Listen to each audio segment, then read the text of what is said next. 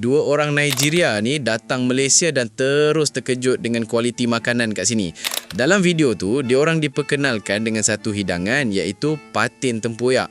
Kita semua tahu orang luar memang susah nak terima durian. Lagi-lagi tempoyak yang rasa dia lagi kuat dan lain macam. Tapi bila diorang cuba patin tempoyak tu, terus berubah ekspresi diorang. Suapan pertama je dah terkejut. Rupanya rasa dia unik dan sedap. Makin lama makan, makin enjoy diorang layan hidangan tu. Eat it together with the rice. Spice with sour.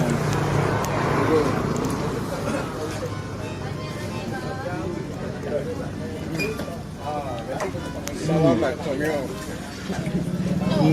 is different. This one is like because of the fermented durian, so turmeric. That's how all the tanginess, taste and everything came from the fermented durian.